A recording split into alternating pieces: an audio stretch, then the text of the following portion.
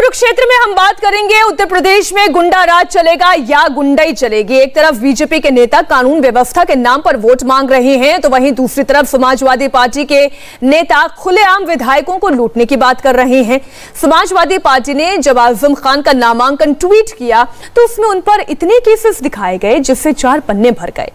केंद्रीय गृह मंत्री ने आज साफ कह दिया कि अखिलेश यादव को कानून व्यवस्था पर सवाल उठाने का हक नहीं है, उन्हें तो चुल्लू भर पानी में डूब मरना चाहिए। यहां पर कानून का शासन करने लगाने का काम भारतीय जनता पार्टी की सरकार ने। और अखिलेश बाबू, आप कानून और व्यवस्था का सवाल उठाते हो, जरा चुल्लू भर पानी में डूब मरो, आपको बोलने का कोई अधिकार नहीं। मैं आंकड़े लेकर आया हूं। अखिलेश बाबू, मैं आपको कहना चाहता हूं, मां बहन मायावती जी, मैं आपको कहना चाहता हूं, कल मेरी बात का सार्वजनिक जवाब दीजिए। अखिलेश बाबू के शासन से भारतीय जनता पार्टी के शासन में डकैती में 70% कमी हुई है। तो कह रहे हैं 70% तक की डकैती में कमी आ गई है, गुंडा राज खत्म हो गया है, बुलडोज कर दिया गया। अमित शाह ने यूं ही नहीं कह दिया कि अखिलेश यादव को बीजेपी सरकार की कानून व्यवस्था पर बोलने का हक नहीं। दरअसल आज समाजवादी पार्टी ने अपने ट्विटर हैंडल पर अपने नेताओं के नामांकन की कॉपी डाली। इसमें आजम खान के नामांकन की कॉपी भी शामिल थी। आजम खान के नामांकन में उन पर दर्ज केसेस और धाराओं को भी बताया गया, जिसने लिखने में 4 पेजेस भर गए। अमित शाह ने इस पर चुटकी लेते हुए कहा कि आजम खान को जब पकड़ा गया तो उन पर इतने केस लगे कि सीआरपीसी की धाराएं कम पड़ गई। जब इन पर गाज गिरती है, अखिलेश जी के पेट में दर्द होता है। कहीं आजम खान, कहीं मुख्तार अंसारी, न जाने कितने कितने फैला कर रखे थे। आजम खान को पकड़ा तो सीआरपीसी की सारी धाराएं कम पड़ गई, इतने केस आजम खान पर लद गए। अब चुनाव आते ही नेताओं के बोल भी बिगड़ने लगते हैं। अमरोहा का एक लेटेस्ट किस्सा अब आपके सामने रखते हैं। अमरोहा के हसनपुर से समाजवादी पार्टी के उम्मीदवार मुखिया गुर्जर ने खुली धमकी दी। मुखिया गुर्जर ने अपने समर्थकों के बीच कहा कि बीजेपी विधायक के घर से पैसे लूट के तुम लोगों को दूंगा। 16 बार जेल काट चुका हूं, प्रशासन की तो ऐसी की तैसी। तो मैं तो इसने जो विधायक है, इसने जितना भ्रष्टाचार करा है, इससे हिसाब चुकता करके और इससे सारा माल लूट के तुम्हारे घरों में पहुंचाऊंगा। इस बात के लिए जाना जाता हूँ। और ये जो प्रशासन शासन मुकदमे की बात करे, इनकी ऐसी की तैसी 16 बार जेल काट रखी है मेरे को। अच्छा, कितनी शान से बता रहे हैं ना, ये बहुत शान से बता रहे हैं कि 16 बार जेल जा चुका हूं, प्रशासन की तो ऐसी की तैसी। बहरहाल 4 बेहद खास मेहमान हमारे साथ जुड़ गए हैं। गौरव भाटिया भारतीय जनता पार्टी की ओर से पक्ष रखेंगे, आपका स्वागत है। समाजवादी पार्टी की ओर से पक्ष रखने के लिए हमारे साथ प्रवक्ता डॉक्टर अजीज खान जुड़ गए हैं, स्वागत है सर आपका भी। बीएसपी की ओर से डॉक्टर अमित खान हमारे साथ जुड़ गए हैं, सर स्वागत है आपका भी। और राजनीतिक विश्लेषक संगीत रागी भी हमारे साथ जुड़ गए हैं, आप चारों मेहमानों का स्वागत है। सबसे पहले डॉक्टर अजीज खान, मैं तो आप ही से शुरुआत करना चाहती हूं। अमरोहा से आपके पार्टी के कैंडिडेट बड़े जोश में कह रहे हैं 16 बार जेल जा चुका हूं, प्रशासन की तो ऐसी की तैसी। ऐसी की तैसी ये वीडियो मिला कहां से आपको? ये आप देख लीजिए, अपना ट्विटर खोल के देख लीजिए जी। सोशल मीडिया पर ये वायरल है, जबरदस्त वायरल है। नहीं, ये मतलब मेरे समाजवादी पार्टी के ट्विटर हैंडल से ये ट्वीट किया गया है या ऐसे वायरल है? नहीं, ये वायरल है। ये मैं एक बार और कंफर्म करवा लेती हूँ जरा कहां से आया है, लेकिन आप ट्विटर खोल के देखेंगे, फेसबुक खोल कर देखेंगे तो ये साफ है। अच्छा, आपको परेशानी इस बात की है कि ये वायरल क्यों हो गया? आपको इस बात की परेशानी नहीं है कि प्रशासन की ऐसी की तैसी ये बोल रहे हैं? देखिए, एक बात मीनाक्षी जी आप भी जानती हैं और पूरे प्रदेश की जनता जानती है, पूरा देश जानता है कि बीजेपी किसी भी वीडियो को टेम्पर्ड करने में कितनी माहिर है। अच्छा, आवाज किसी का, फोटो किसी का, वीडियो किसी का, ये कुछ भी कर सकते हैं भाई। इनके पास आज मुद्दा नहीं है उत्तर प्रदेश में बताने के लिए, इनके पास कुछ नहीं है। 5 साल की जो उपलब्धियां हैं वो बताने के लिए कुछ नहीं है। अब इनकी है मजबूरी। अब ये देखिए, इनको पश्चिम में लगातार चुनाव प्रचार माननीय अमित शाह जी जा रहे हैं, कर रहे हैं, योगी जी जा रहे हैं, उनको बताना चाहिए कि साहब कानून व्यवस्था उत्तर प्रदेश की ऐसी थी, हमने ऐसे किया, हमने महंगाई कम किया, बेरोजगारी कम किया, तमाम बातें। उपलब्धि की बात होती है ना। शासन सत्ता के लोग जब चुनाव लड़ने जाते हैं तो ऐसी बातें करते हैं, लेकिन ये बातें नहीं करते हैं।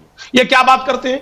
ये बात ये करते हैं कि साहब फला वीडियो वायरल हुआ, वो धर्म की बात है, वो कर्म की बात है, नफरत। देखिए, नफरत का बीज बोए हैं। मतलब आप ये कह रहे हैं कि ये वीडियो टेम्पर्ड है जो अभी इस वक्त आप दर्शक देख रहे हैं? देखिए मीनाक्षी जी, मैंने बहुत स्पष्ट कह दिया कि बीजेपी आज बहुत घबराई हुई है, और घबराहट आप देख लीजिए कि जिस तरह माननीय जयंत सिंह जी को जिस तरीके से उनके ऊपर कहीं ना कहीं उनके एक स्टेटमेंट अमित शाह जी दे रहे हैं, उनकी घबराहट देखिए।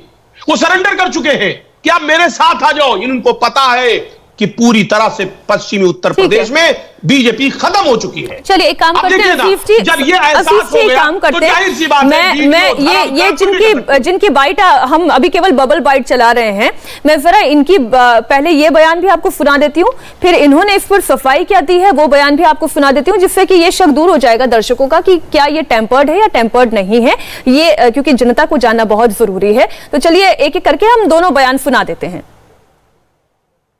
तो मैं तो इसने जो विधायक है, इसने जितना भ्रष्टाचार करा है, इससे हिसाब चुकता करके और इससे सारा माल लूट के तुम्हारे घरों में पहुंचाऊंगा। इस बात के लिए जाना जाता हूँ।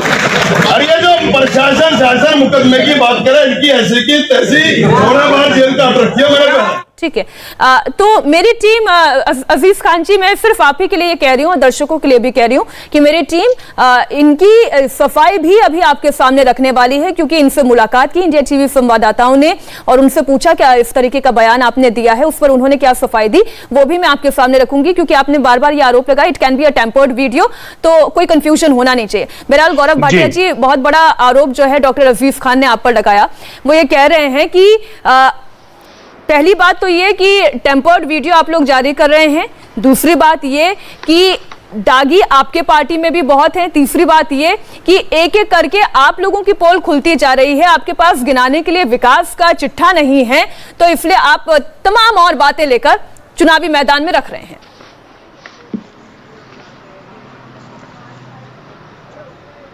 मीनाक्षी जी देखिए, कभी कभी तरस आता है इन लाल टोपी वालों। पश्चिम उत्तर प्रदेश में आप एक बात जान लीजिए, जाट समाज जो समुदाय है वो बड़ा ही स्वाभिमानी है, और उनके स्वाभिमान पे अगर कोई ठेस लगाएगा तो वो कभी माफ नहीं करेंगे। याद करिए मुजफ्फरनगर दंगे, समाजवादी पार्टी की सरकार प्रदेश में, कांग्रेस की सरकार केंद्र में, और जाट समाज की जो महिलाएं थी उनके साथ गलत हुआ।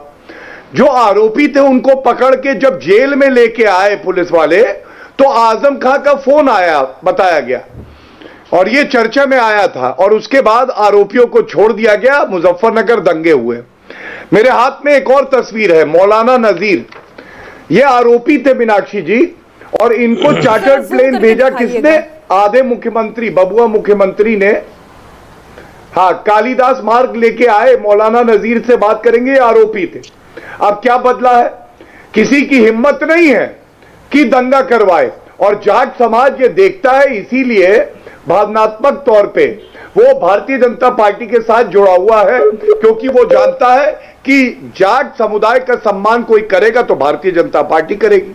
दूसरा बड़ा मुद्दा पलायन। कैराना में जब सपा की सरकार थी और नाहिद हसन जिसको टिकट दिया है, ये तो खुद पलायन कराते हुए आरोपी था, कह रहा था हिंदुओं से कुछ भी सामान मत लेना, उसको टिकट दिया। जिन परिवारों का, हिंदू परिवारों का पलायन हुआ, उनको वापस सम्मान पूर्वक किसने सुनिश्चित किया घर जाए? योगी आदित्यनाथ जी ने किया। तीसरा बड़ा मुद्दा, हम गन्ने की बात करेंगे, आंकड़ों के साथ करूंगा, डंके की चोट पे करूंगा, और सपा के यहां प्रवक्ता बैठे उत्तर दे दे। ये जिन्ना जिन्ना जिन्ना करते हैं। एक पूर्व मुख्यमंत्री को क्या शोभा देता है जिन्ना की बात करें? चुनाव उत्तर प्रदेश में, पाकिस्तान में थोड़ी ना है। और गन्ने के आंकड़े ये है, जब इनकी सरकार गई तो करीब 11,000 करोड़ रुपए का बकाया था, वो भी हमने भुगतान किया, और 1.5 लाख करोड़ रुपए का भुगतान हुआ है पिछले 5 सालों में गन्ना किसानों को। इन्होंने 95,000 करोड़ का किया। दूसरी बात, चित्रा जी, वो मीनाक्षी जी, आप मुझे ये बताइए कि आजम खान आज जेल की सलाखों के पीछे क्यों है? किसानों की जमीन हड़पने के लिए पीछे हैं और 2 साल से बेल नहीं दी है उच्च न्यायालय ने। उनका बेटा जो बेल पे बाहर आया है उसने भी किसानों की जमीन हड़पी। मैं आज पूछना चाहूंगा अखिलेश यादव जी, क्या आप ढोंग कर रहे थे वो अन्न वाला संकल्प लेके? आजम खान किसानों की जमीन हड़पता है, आप गन्ना किसानों का भुगतान नहीं करते हैं, चीनी मिलों के जो उद्योगपति हैं उनके साथ खड़े होते हैं और उसके बाद नौटंकी करते हैं, अन्न संकल्प लेता हूं। अरे सम्मान किसानों का किसी ने रखा तो भारतीय जनता पार्टी ठीक है, आपने बहुत सारे आरोप लगा दिए। मैं छोटी सी केवल एक बात कह के, अच्छा बोल दीजिए। मैं अंत केवल ये कह के करूंगा, मीनाक्षी जी, विकास जो चल रहा है ना, ये बेल और जेल वाले जो विकास की राजनीति है उसको डीरेल नहीं कर पाएंगे। पश्चिम उत्तर प्रदेश में आप देखेंगे भारतीय जनता पार्टी को ऐतिहासिक विजय मिलेगी और ये पंचर साइकिल का टायर, डंडा सब उड़ जाएगा, ये कहीं दिखाई नहीं देंगे क्योंकि इन्होंने केवल दंगे कराए। अखिलेश यादव में इतनी हिम्मत भी नहीं है कि वो जाट समुदाय से मिल ले क्योंकि मुसलमानों का वोट खिसक जाएगा। ठीक है, ये डॉक्टर अजीज जी, आप इस पर छोटे से में अगर आप जवाब दे सके क्योंकि मेरे 2 और मेहमान इंतजार कर रहे हैं। बहुत इंपॉर्टेंट इसका जवाब देना मीनाक्षी जी, बहुत इंपॉर्टेंट है। और बात करना, देखिए गौरव भाटिया के पास देखिए जो ये बात करते हैं ये कहीं ना कहीं अपशब्दों का इस्तेमाल करते हैं। हम सभ्य लोग हैं, हम सभ्यता से बात करेंगे। इन्होंने कहा जाट का जो सम्मान नहीं करता जाट उसका सम्मान नहीं करता। बिल्कुल ठीक कह रहे हैं। इन्होंने जाट का क्या सम्मान किया? चौधरी जयंत सिंह को लाठियां उनके ऊपर भांजी, लाठियां जिनके ऊपर डोरे डालने की कोशिश कर रहे हैं, जमीन खिसक रहा है जब, तो उन पर लाठियां मारी हैं। उनको किस तरीके से उनको अपमानित किया है, जान लेने की कोशिश की थी। वही राकेश टिकैत जो जाट के इतने बड़े नेता हैं, आप समझिए खालिस्तानी, पाकिस्तानी, आतंकवादी, क्या नहीं उनके साथ किया। पानी काट लिया, बिजली काट दिया, शौचालय बंद कर दिया, ये सब उन्होंने जाटों का सम्मान किया है। 750 किसान शहीद हो गया, सूची गायब हो गई।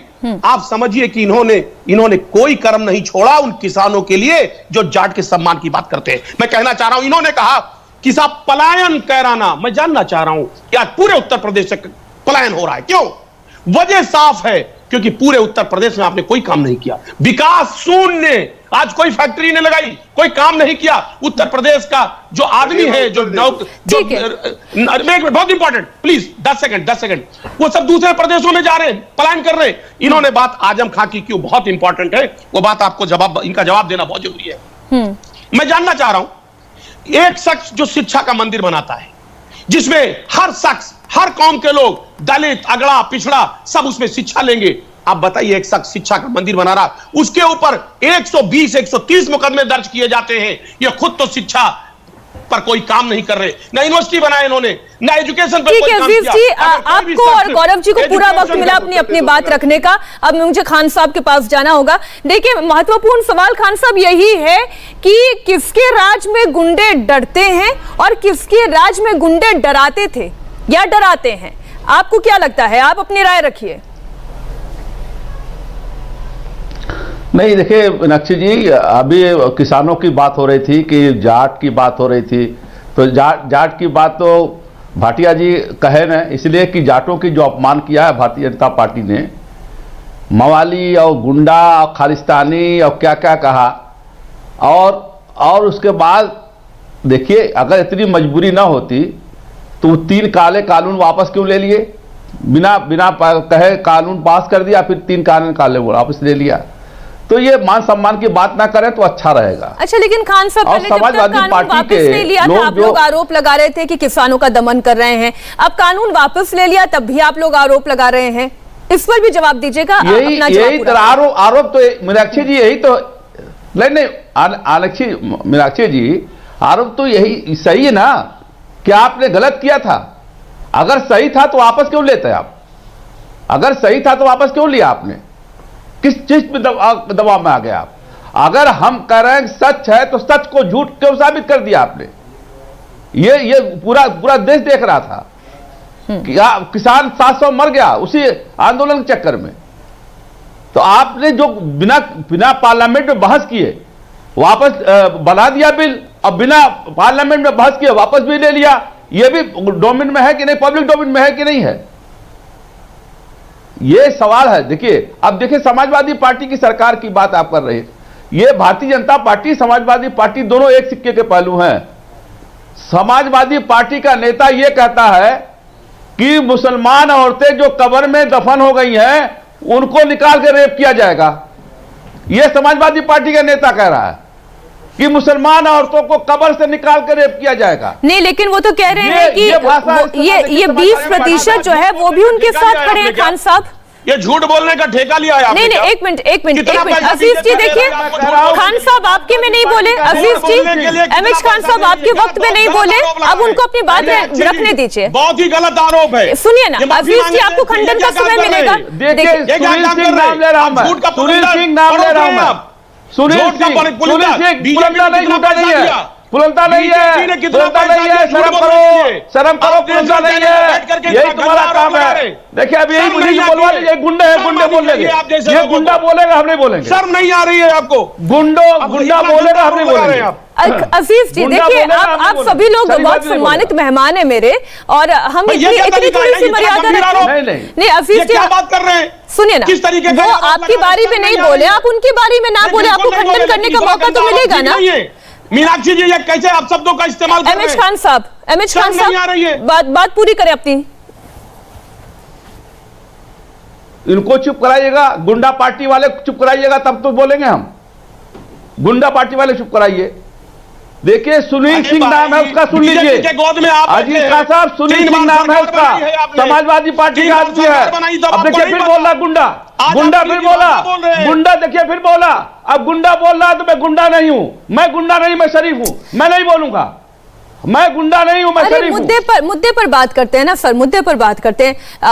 मैं एक काम बात कर रहा हूं, सुनील सिंह नाम है उस आदमी का जो समाजवादी पार्टी का नेता है, जिसने कहा है कि मुसलमान औरतों के कब्र में से निकाल कर रेप किया जाएगा। ये सुनील सिंह है, अगर साबित ना हो जाए वही हिंदू मुसलमान के अलावा झूठ साबित हो, गुलामी लिखा दूंगा। बीजेपी जो गुंडों की पार्टी, आप बोल रहे हैं, ये गुंडों की पार्टी, ये गुंडों की पार्टी, ऐसे लोग को सुनील सिंह है कि नहीं आपकी पार्टी में?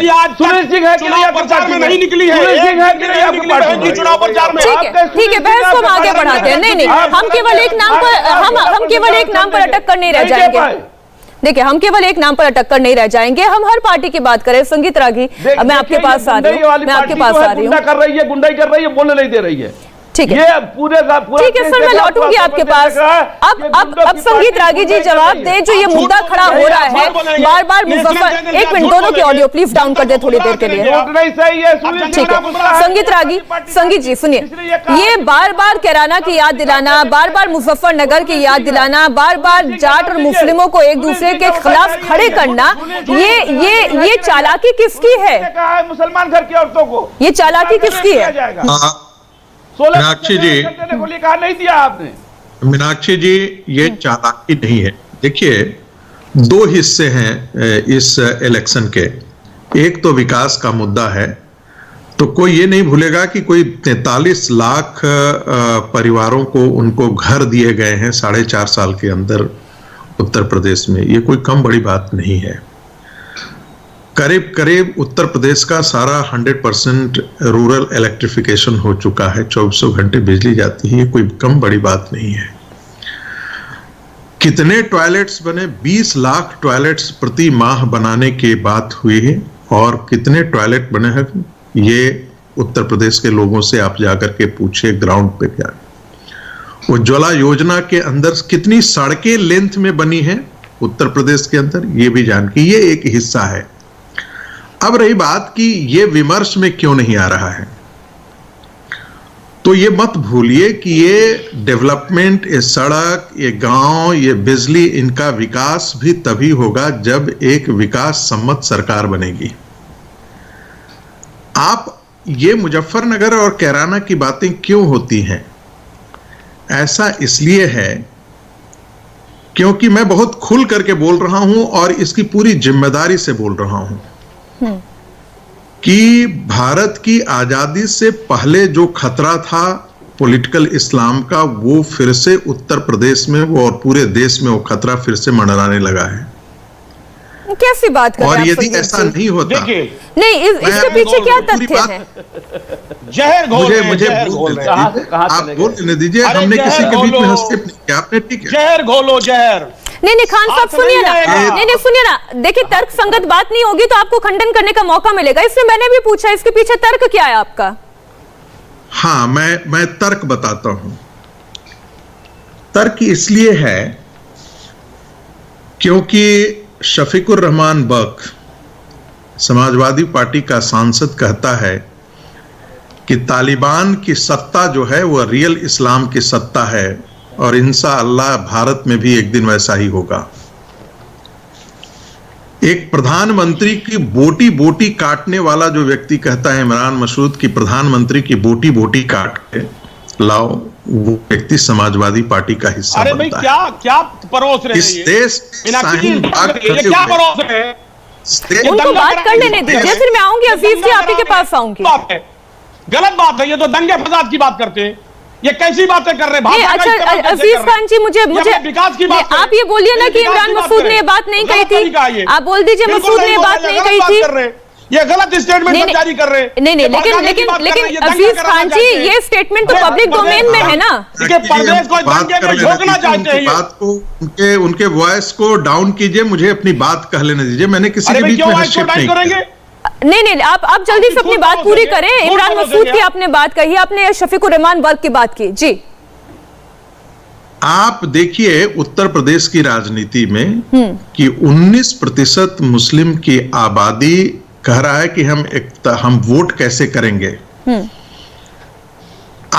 आप उनकी शाहीन बाग खड़े करने के आप उनके पैटर्न को देखिए, सारे मस्जिदों के नजदीक ही जो है वो सर, ये बहुत डिविसिव सोच है सर, ये आपकी सर, ये बहुत डिविसिव सोच है। अब ट्रिपल तलाक का कानून जो लेकर आया उसका साथ देने वाले भी तो मुस्लिम महिलाएं थी। मुसलमानों को जोड़ दिया, आपको शर्म नहीं आती है? मेरी बात मीनाक्षी, हम तो अपनी बात खत्म ही नहीं कर पाए, सारा मुसलमान बोल रहे हैं, सारे मुसलमानों को जोड़ेंगे। मैं दोनों से निवेदन करूंगी, लेकिन रागी जी देखिए, आप जैसी बात करेंगे उसका अपोजिशन तो आपको झेलना पड़ेगा। आप शाहीन बाग का जिक्र कर रहे हैं, यूपी में शाहीन बाग का क्या लेना देना? मुसलमानों को जोड़ रहा है, आतंकवादी बता रहा है। अजीज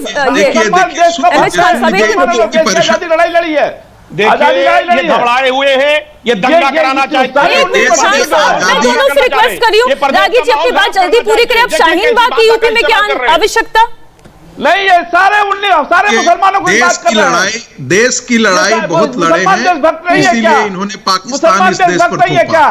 देश के आजादी के तुम्हारा कहीं ऐसा पता नहीं था। वक्त हो सकते हैं, मैं मना नहीं कर रहा हूँ, मुसलमानों ने देश के यदि ऐसा ही है तो शाहीन बाग खड़े करने की जरूरत क्या थी? आप तो पाकिस्तानी, अफगानी, बांग्लादेशी मुसलमानों को बाहर निकाल। ठीक है, नहीं संगीत रागी जी आपने अपनी बात रख ली, रागी साहब आपने अपनी बात रख ली। मैं इसका एक हिस्सा उठाकर आपके पास आ रही हूँ, आपके पूरे बयान। तरीका नहीं है कि आप लगातार बोलते रहे, मैं लगातार बोलते रहता हूँ। आप डिबेट कीजिए, मैं लगातार बोलते रहता हूँ। अब मैं बोल रहा हूँ कि ये मुल्ला मौलाना जो है वो पाकिस्तानी है, अब मैं बोलना शुरू करता हूँ। नहीं रागी साहब, ये गलत बात है, ये गलत बात है। डॉक्टर हदीज खान जो है वो रेडिकल इस्लामिस्ट है, मैं बोल रहा हूँ। एक मिनट संगीत रागी जी, आपने अपनी बात रख ली। दंगाइयों के साथ होता है, ये आजम खान जैसे क्रूर लोगों के साथ खड़ा होता है।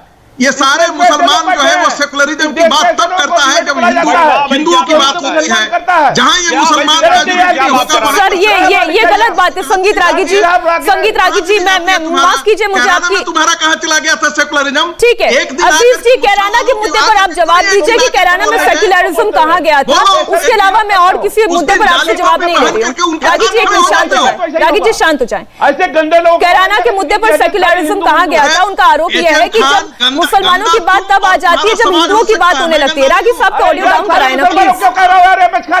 एमएच खान साहब की भी ऑडियो डाउन कराएं प्लीज, दोनों की ऑडियो डाउन कराएं। मैं पॉलिटिकल सवाल के साथ आ रही हूँ अजीज खान जी आपके पास। कैराना का जिक्र, उन्होंने आरोप लगाया कि कैराना में सेक्युलरिज्म कहां चला गया था। उन्होंने आरोप यह भी लगाया कि जब मुसलमान तब ज्यादा विचलित हो जाते हैं जब हिंदुओं की बात आती है। तो ये एक पॉलिटिकल आरोप है आपके ऊपर। देखिए मीनाक्षी जी, बहुत ही सभ्यता से मैं बात करना चाहता हूं। देखिए कैराना में जो ये बार बार पलायन की बात कर रहे हैं, कैराना में किसी प्रकार का कोई पलायन नहीं हुआ। अगर पलायन हो रहा है तो आप हो रहा है इस 5 साल के अंदर, क्योंकि 5 साल के अंदर ये पूरा उत्तर प्रदेश का जो किसान है, नौजवान है, बेरोजगार है, उत्तर प्रदेश छोड़ के बाहर जा रहा है। क्योंकि इन्होंने ना कोई कारखाने लगाए, ना इन्होंने कोई डेवलपमेंट किया, ना इन्होंने कोई नौकरी दी। अब जाहिर सी बात है पूरे उत्तर प्रदेश का जो नौजवान किसान है वो प्रदेश छोड़ करके जा रहा है। इस पर ये जवाब नहीं देना चाह रहे। ठीक है गौरव जी से मैं लेती हूँ इस पर जवाब। मैं गौरव जी से इस पर जवाब लेती हूँ। गौरव जी ये बताइए ना क्या इन्होंने नौकरी दी, इन्वेस्टमेंट क्या किया इन्होंने इन्वेस्टमेंट मीट किया था, कितनी नौकरी दी? मुझे ब्रेक के लिए भी जाना है। गौरव जी जवाब दीजिए। उत्तर दे तुम्हारे मुलायम सिंह यादव कहते थे कि लड़कियों पे ऐसे हो देखिए जाते मीनाक्षी जी बच्चों से लाखों लाख दर्शक इंडिया टीवी को देख रहे हैं। स्टेटमेंट तुम्हारा नेता देता है। रागी जी अब शांत हो जाएं। गौरव जी अपना पक्ष रख रहे हैं। गौरव जी अब मीनाक्षी जी ऐसे कैसे चर्चा करें? प्रोफेसर है ना। सर देखिए ये तो होगा। मैं काम करती हूँ, छोटा सा ब्रेक लेती हूँ। मैं एक छोटा सा ब्रेक लेती हूँ और फिर चर्चा वहां से शुरू करेंगे। और मैं एक ही गुजारिश हमेशा कहती हूँ कि सब अपनी अपनी बारी पर बोले, जनता को समझ तो आए। हमारे चारों मेहमान हमारे साथ जुड़े हुए हैं, लेकिन इस वक्त ग्रेटर नोएडा में अमित शाह संबोधन दे रहे हैं। आइए सुनते हैं। में मुख्यमंत्री योगी आदित्यनाथ ने उत्तर प्रदेश के लॉ एंड ऑर्डर को परफेक्ट कर रख दिया है। किसी की मजाल नहीं है। मित्रों, मैं अभी आ रहा था, एक व्यक्ति ने कहा कि साहब आप जीती जाओगे। मैंने बोला मुझे भी लगता है भला, मगर तुम क्यों कह रहे? तो थोड़ा एकदम हमारे साथ मनमेल वाला व्यक्ति नहीं था। तो क्या सपा के पास लाल लाइट और लीली लाइट दोनों है। वो लाल और लीली लाइट देखकर लोग भाजपा को वोट दे दिए। वो भाई जरा एक्सप्लेन करो, मैं तो समझ नहीं पा रहा कि देखिए अखिलेश जी के हाथ में एक लाल लाइट है जो विकास के लिए है। वो आएंगे तो विकास फिर से एक बार रुक जाएगा, स्टॉप हो जाएगा, फुल स्टॉप हो जाएगा। मनोरंजन लीली लाइट कि लीली लाइट माफिया और गुंडे के लिए है। वो आएंगे तो माफिया और गुंडे फिर से बेरोक तक चलेंगे। तो जब लाल और लीली लाइट है तब तक आपको चिंता की जरूरत नहीं है। मेरे को आपका सोचना गलत है। हम समाजवादी पार्टी ने क्या बुरा किया इसके आधार पर वोट मांगने नहीं आए हैं। भारतीय जनता पार्टी ने क्या किया और क्या करेगी इसके आधार पर। गृह मंत्री अमित शाह ने अखिलेश यादव पर डायरेक्ट अटैक किया। पहली बार गृह मंत्री अमित शाह ने लाल और नीली बत्ती का फॉर्मूला तो समझाया, लेकिन इनकम टैक्स की भी बात बोली। रेट पर क्या बोले, आइए सुनते हैं। कि योगी जी की सरकार ने लगभग 2000 करोड़ भूमि माफियाओं से मुक्त कराकर आज वहां पर गरीबों को आवास, मेडिकल कॉलेज और विद्यालय 2000 करोड़ की। अब उनको परेशानी तो होगी। इनकम टैक्स रेट डालती है, जीएसटी वाले रेट डालते हैं और मेटाडोर भरकर नोटों की गड्डियां निकलती है तो कहते हैं राजनीतिक रेट है। भाई राजनीतिक भी हो सकती है मगर हमें तो कोई परेशानी होगी। आपका पेट क्यों उबल रहा है भाई अखिलेश, बताओ तो जरा क्या कनेक्शन है? अरे भले आदमी इतना तो सोचो, कनेक्शन है तो भी इतने सार्वजनिक रूप से नहीं बोलते हैं। इतना तो सोचो। अब क्या उस पैसे से अखिलेश यादव चुनाव लड़ने वाले थे? ये सवाल भी उन्होंने पूछा। अखिलेश यादव पर ये डायरेक्ट अटैक किया। अब खास मेहमान हमारे साथ जुड़े हुए हैं, हम सीधा उन्हीं का रिएक्शन ले लेते हैं। सबसे पहले डॉक्टर अजीज खान, आप ही बताइए, मतलब बोले तो बोले, इतना क्या घबरा गए कि तुरंत बोल पड़े अमित शाह? तो यहां तक तंज कस रहे हैं। अरे भाई मीनाक्षी जी, इतना सारा स्टेटमेंट अमित शाह जी दे रहे हैं, कुछ मेरे ख्याल से अगर लखीमपुर के बारे में भी बोल देते, कुछ प्रकाश डाल देते, तो मुझे लग रहा पूरे देश की जनता जान जाती कि कैसा लॉ एंड ऑर्डर और कानून की व्यवस्था कैसे कितनी बेहतर है। ये मेरे ख्याल से लखीमपुर में भी बोलना चाहिए। उसके बारे में कोई एक शब्द नहीं बोले। हाथरस में इतना बड़ा घटना हुआ है, एक दलित समाज की एक बेटी के साथ रेप हुआ और रात के अंधेरे में जला दिया गया। सुनिए मेरी बात, हल्ला मत करिए, नॉर्मल रहिए आप, हल्ला मत करिए, जादवी गुंडा हल्ला संगीत रागी गुंडागर्दी मत करो, नॉर्मल रहो तुम, फिर बीच में बोल रहे हो। मैंने कहा नॉर्मल रहिए। मीनाक्षी जी इनको रोकिए, ये बदतमीज आदमी है, ये बदतमीज आदमी बात नहीं कर रहा है। ये हाथरस की बात आ गई है, नहीं चलेगा ना। सुन लीजिए, मैंने सुन कहा- लीजिए, मैं आऊंगी आपके पास ये भी। Counter attack. भाई मीनाक्षी जी रोकिए इनको। नहीं, मैं बात नहीं कर पाऊंगा। नहीं मैं बात नहीं कर पाऊंगा, प्लीज रोकिए इनको। मैं अब क्या बोलूं राजीव साहब, मैं रिक्वेस्ट कर सकती हूँ, बदतमीज आदमी है। मैं रिक्वेस्ट कर सकती हूँ। देखिए डिबेट डिरेल होती है, इनको म्यूट कराइए। राजीव साहब डिबेट डिरेल होती है। खान साहब आप अपनी बात पूरी करें, अजीज खान जी बात पूरी करें, करने दे रहे। बात पूरी करें, जल्दी से बात पूरी करें। देखिए मीनाक्षी जी, बहुत सीधी सी बात है। देखिए ऐसे लोगों को चैनल पे मत बैठाया करो, इनकी छवि अच्छी नहीं है। अरे मैं दूसरी ये बात गलत कहना बात चाह रहा है। हूं। अरे इस सुनिए मुद्दे ना, पर बोले, हाँ। मैं कह रहा हूं, मेरी बात सुनिए। ये बुलंदशहर में इंस्पेक्टर जो सुबोध को मार दिया और मारने वाले को इन्होंने फूलमाला पहनाया, अब इस बात को समझिए, उसके बारे में भी चर्चा कर लेते हैं। ये जो चिन्मयानंद है, जो स्वामी का रूप धारण किए थे, उनके बारे में भी ये चर्चा कर लेते। ये कुलदीप सेंगर के बारे में भी चर्चा कर लेते। ये चर्चा क्यों नहीं किया? आज जो लाल बत्ती और उसके बाद नीली बत्ती की बात हो रही है, कम से कम पार्टी में देखते कि आज किस कदर इस लाल बत्ती से भय है, इस लाल टोपी से कैसे दहशत है, और वो लाल टोपी एक इंकलाब लाने जा रही है। लाल टोपी इंकलाब लाने जा रही है गौरव जी, इंकलाब लाएगी। लाल टोपी इंकलाब लाने जा रही है, ये इंकलाब लाने जा रही है, और यही इसी इंकलाब से इनको घबराहट है। देखिए शांति से बैठ नहीं सकते। गौरव भाटिया है।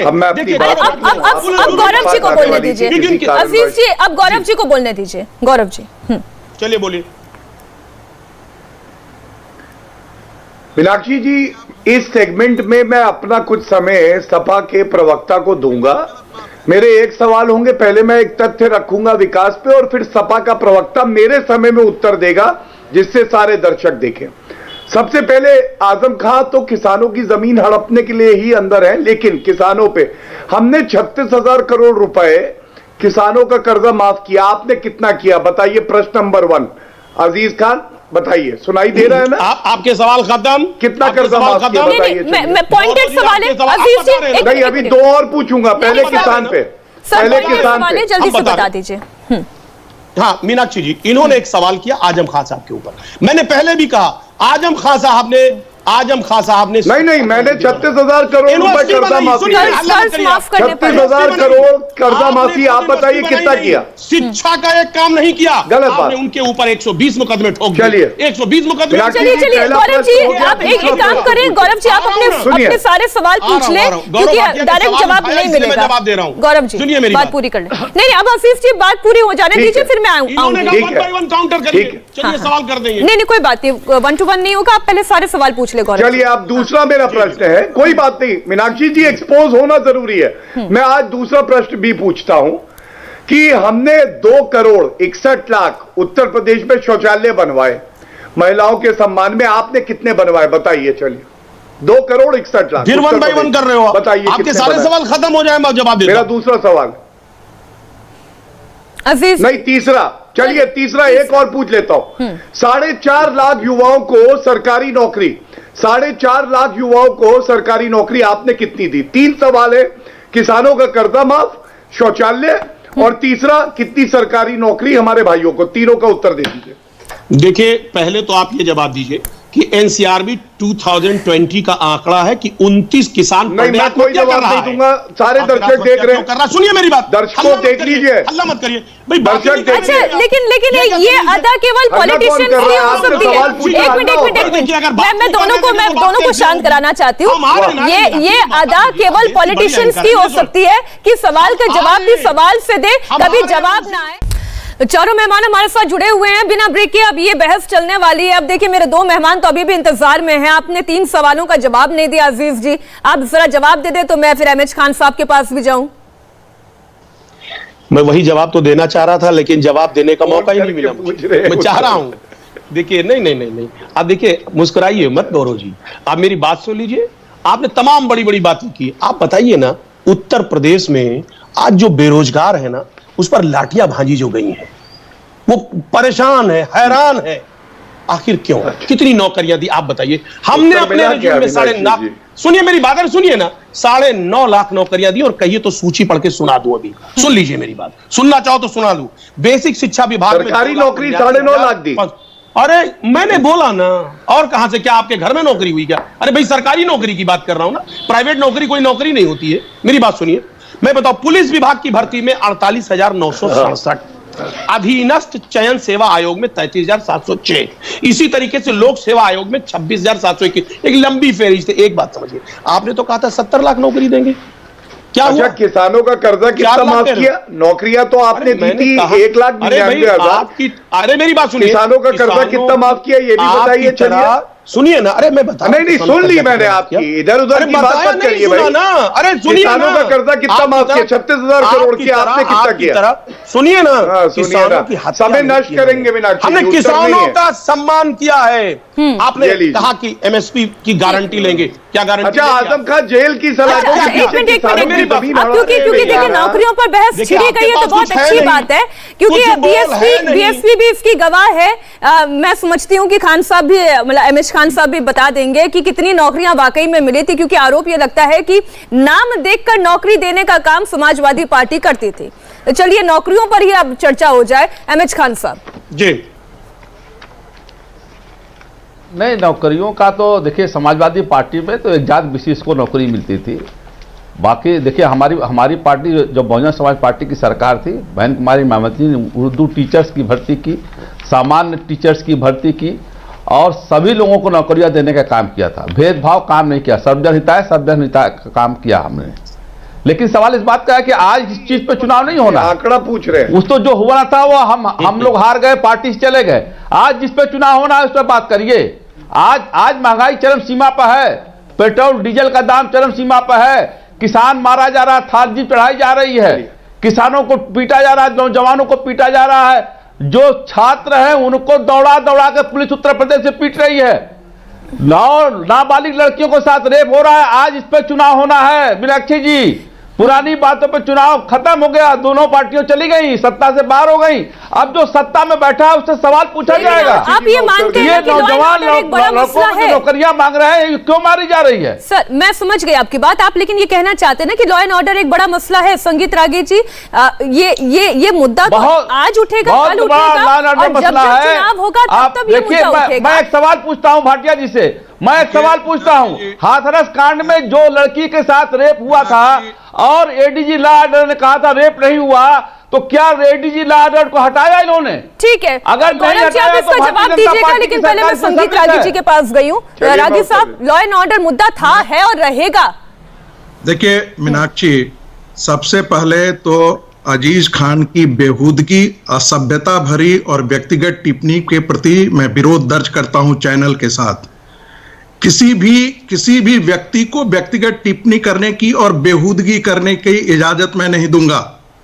जितना अजीज खान पढ़ा होगा शायद उससे 5 गुना ज्यादा मेरी अपनी व्यक्तिगत एकेडमिक प्रोफाइल है। इसलिए अजीज खान व्यक्तिगत टिप्पणी और बेहूदगी करने से आइंदा से आप बचें। मैं बहुत खुल करके बोल रहा हूं और बहुत चैलेंजिंग टोन में ये बोल रहा हूं। मुझे ऐसी बेहूदगी और असभ्यता बिल्कुल बर्दाश्त नहीं है। रागी साहब देखिए, आपने अपनी आपत्ति दर्ज कराई। सुनो, तमीज रखो अजीज, तमीज रखो तुम।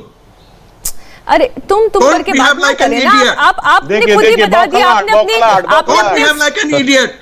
आपने अपने बचा कुछ नहीं का पूरा घबराओ। एक मिनट, संगीत जी आप पढ़े लिखे व्यक्ति हैं, संगीत जी आप पढ़े लिखे व्यक्ति हैं, जानकार हैं, मुद्दे पर बात करें।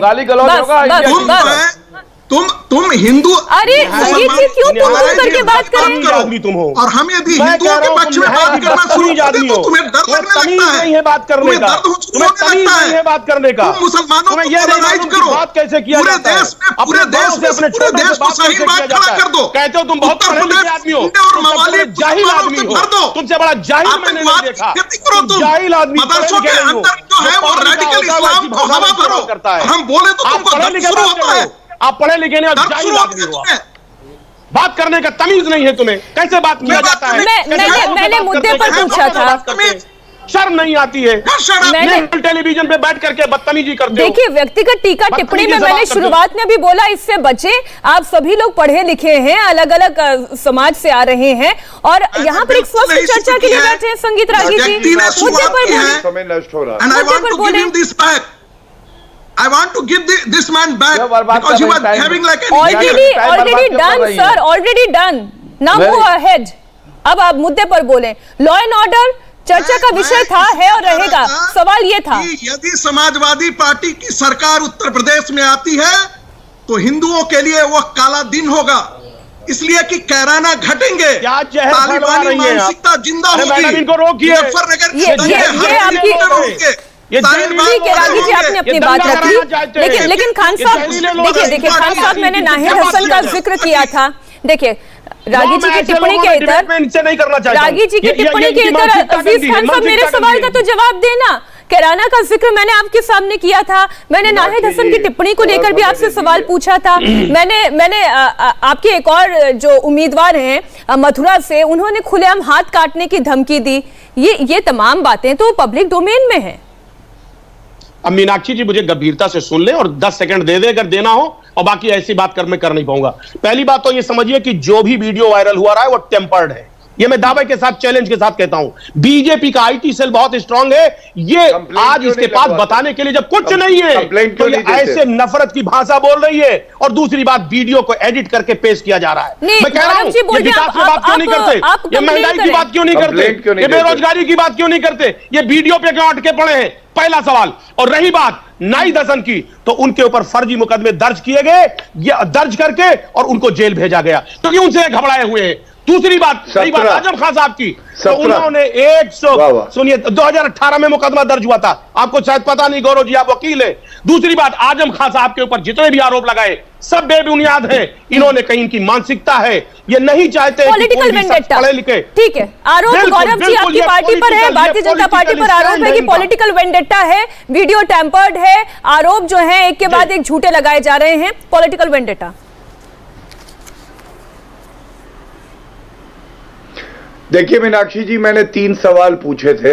पहला मैंने पूछा किसानों का कितना कर्जा माफ, बाबा जी का ठुल्लू किया था इसलिए बता भी नहीं पाए, हमने 36,000 करोड़। मैंने दूसरा सवाल पूछा शौचालय कितने बनवाए, हमने 2 करोड़ 61 लाख, इन्होंने कोई उत्तर नहीं दिया, नील बटा सन्नाटा।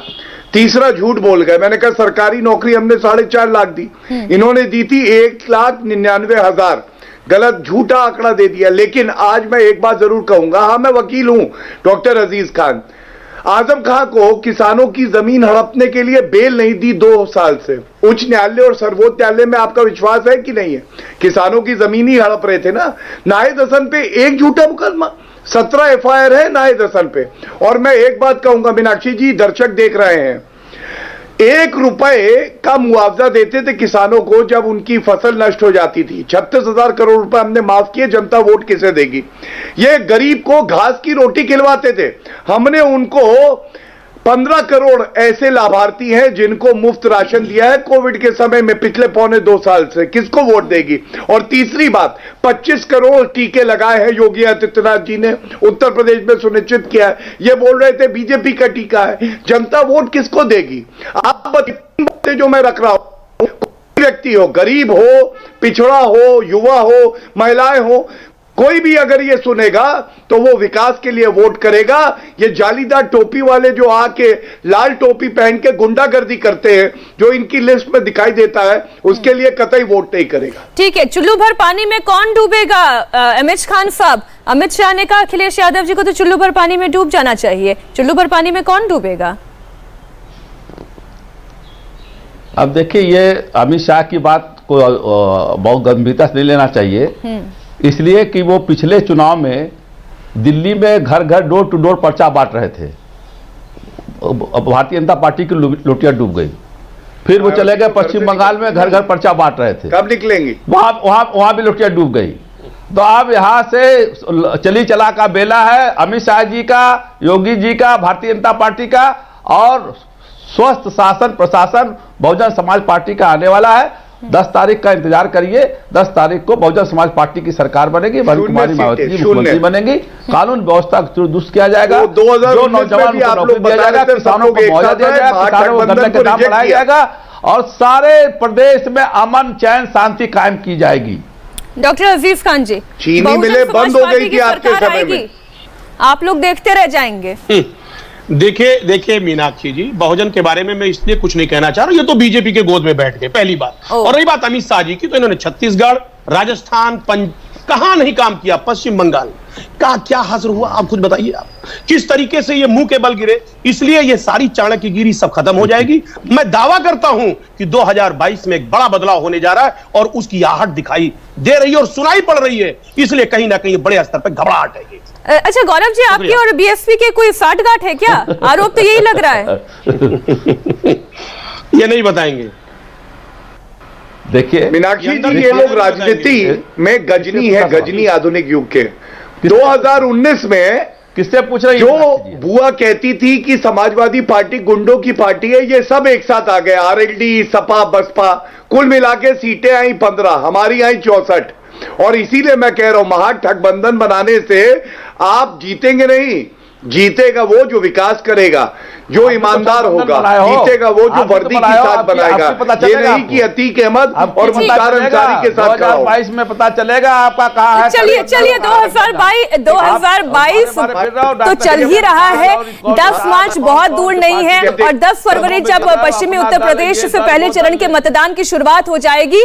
पहला चरण जब चलेगा तभी ट्रेंड समझ में आ जाएगा, ऊंट किस करवट बैठने वाला है। आप चारों मेहमानों का बहुत बहुत धन्यवाद हमारे साथ इस चर्चा में शामिल होने के लिए, कुरुक्षेत्र में जुड़ने के लिए। इंडिया टीवी हर वक्त हर जगह डाउनलोड करने के लिए सर्च करें India TV news Google play store या ऐप स्टोर पर।